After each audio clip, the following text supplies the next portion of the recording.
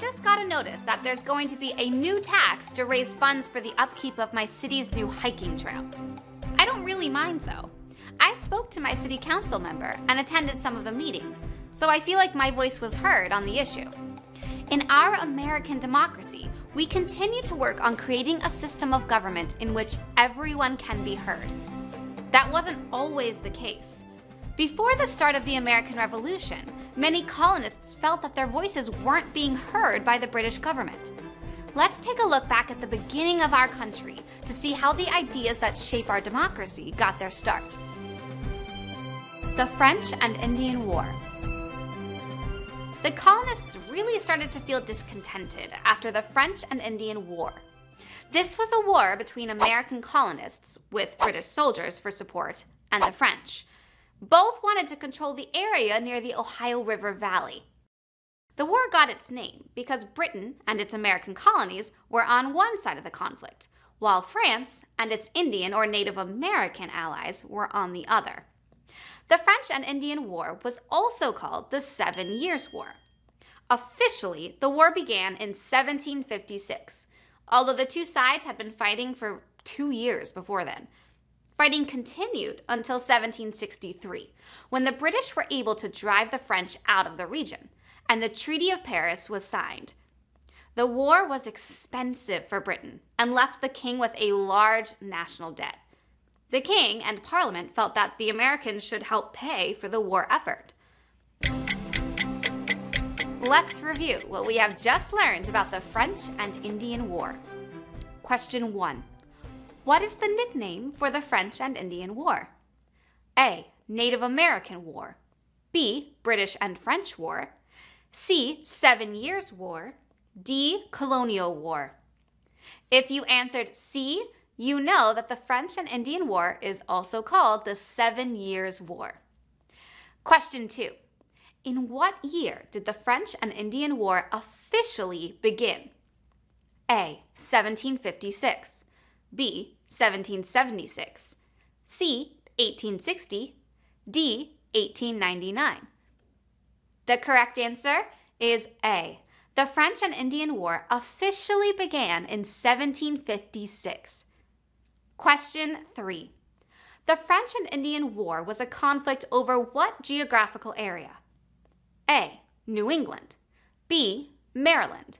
C. Ohio River Valley. D. Florida. The correct answer is C. The war was a conflict over the Ohio River Valley. The Stamp Act. The British government needed to raise money to pay for the French and Indian War. That's why, in 1765, Parliament considered a bill called the Stamp Act. The idea behind the bill was that the American colonies should pay for the protection that the British had and continue to provide. The bill also called for a new measure of protection for the colonies. 10,000 British troops were called to be stationed along the frontier, near the Appalachian Mountains. The Stamp Act was approved by Parliament on February 17, 1765. It put a tax on almost every printed piece of paper that was used in the American colonies, including newspapers, legal documents, and licenses. They even taxed playing cards. Prior to the Stamp Act, the British government had given the colonies a great deal of freedom to govern themselves. The colonists saw the Stamp Act as Britain's way of using the colonies as a source of revenue or income, without first getting approval from the colonial legislatures. They thought the British government was becoming too powerful over the colonies. The colonists pointed to the fact that the Stamp Act was one of several new laws and taxes that the British government created after the French and Indian War. They were against these taxes because the colonies had no representatives in the British Parliament, so their voices were not being heard on these matters. No taxation without representation became the cry of the colonists. People opposed to the new laws began to organize protests against the British government. One group of protesters, the Sons of Liberty, formed in 1765 in Boston, Massachusetts. Colonial legislatures officially objected to the Stamp Act too. Colonial citizens boycotted British businesses, and the number of protest groups began to grow. Eventually, it became too difficult for Britain to enforce the Stamp Act, so Parliament revoked the act in March of 1766. Let's review what we have learned about the Stamp Act. Question 1. As a result of the Stamp Act, how many British troops were stationed near the Appalachian Mountains? A. 1,000. B. 5,000.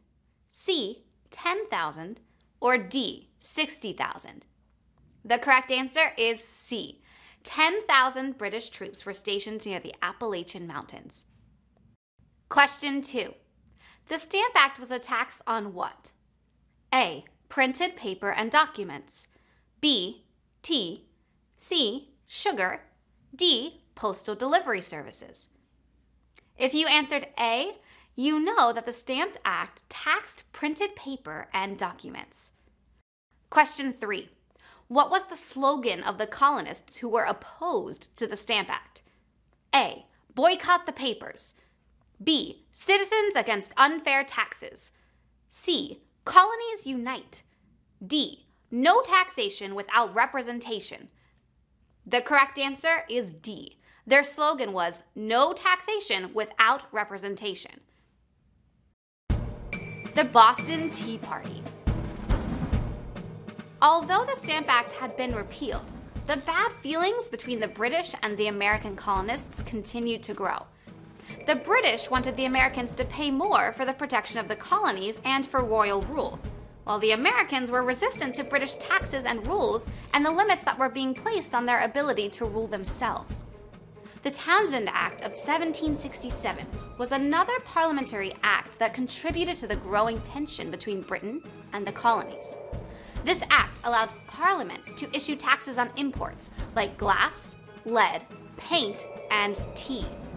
Again, colonists responded with boycotts and protests. Tensions grew again in 1773 when Parliament passed the Tea Act.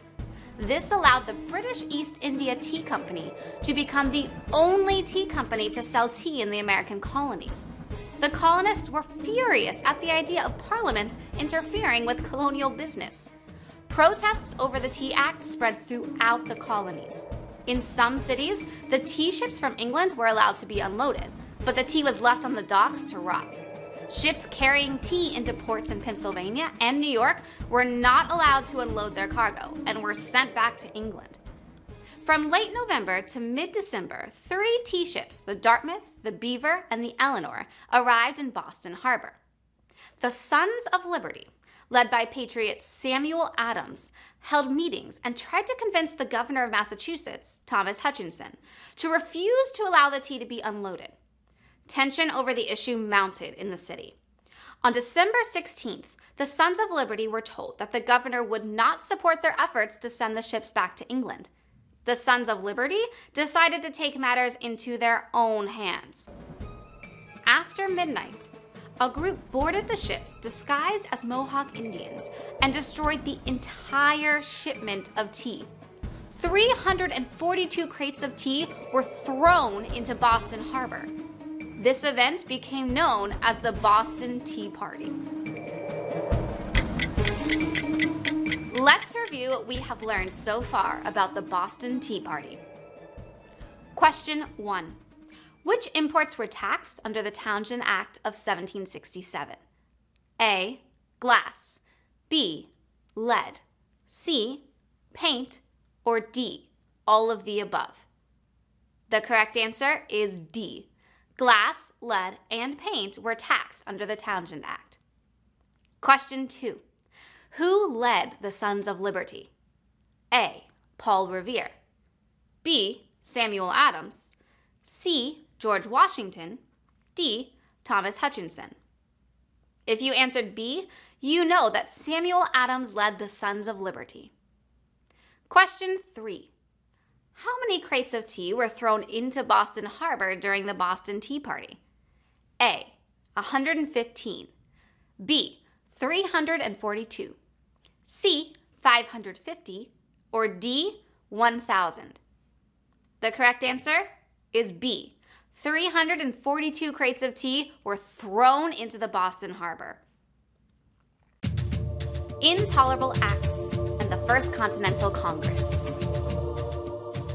The British government was furious about the Boston Tea Party and responded by enacting a set of laws to punish the Americans and limit their freedoms. The British hoped that the other colonies would isolate Boston and that this would prevent the colonists from unifying against British rule. These laws were officially called the Coercive Acts, but were nicknamed the Intolerable Acts by the colonists. The Intolerable Acts included a law that closed the port of Boston until all damages from the Boston Tea Party were paid. They also included a law that limited Democratic town meetings in Massachusetts, a law that allowed British officials charged with a major crime to be transferred from American courts to British courts, and the Quartering Act, a law that required Americans to provide food and housing to British soldiers. The punishment of Boston by Parliament did not go unnoticed by the other colonies. Instead of isolating Boston as Parliament had hoped, the Intolerable Acts did just the opposite. The colonies began to unite. The other colonists began to realize that if it could happen to Boston, it could happen to them too.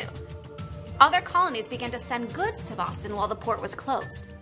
More people began to join resistance groups like the Sons of Liberty.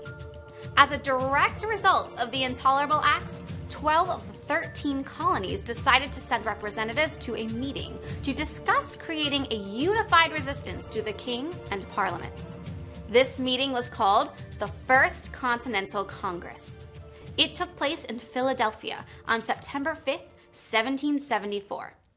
The delegates to the Congress included future presidents George Washington and John Adams. The goal of the Congress was to organize the colony's response to the Intolerable Acts. The delegates wanted to come up with a plan of action, but they were divided on what the best plan would be. Some delegates wanted to make a more peaceful protest, while others wanted to take bolder steps, which some feared would lead to war. In the end, the delegates decided to write a Declaration of Rights.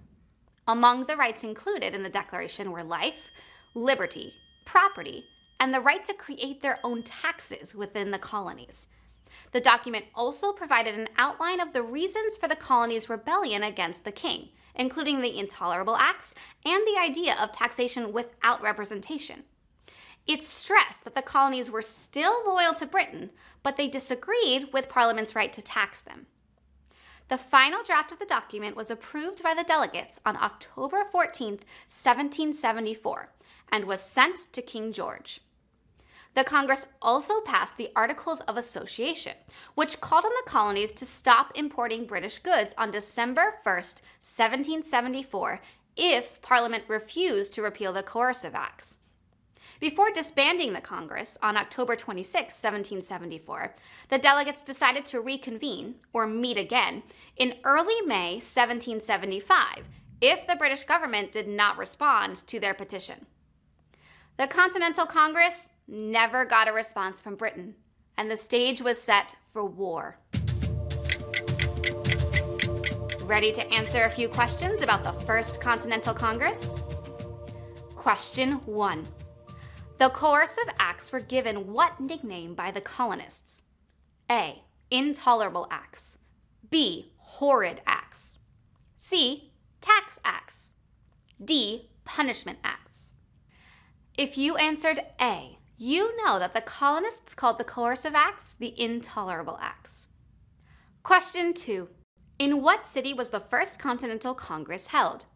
A. Hartford. B. Boston. C. Philadelphia. D. New York. If you answered C, you know that the First Continental Congress was held in Philadelphia. Question 3. Who was not a delegate to the First Continental Congress? A. George Washington. B. John Adams. C. Alexander Hamilton. D. A and B. The correct answer is C. Alexander Hamilton was not a delegate to the First Continental Congress. Thinking question. In what ways can citizens make their voices heard in today's United States government?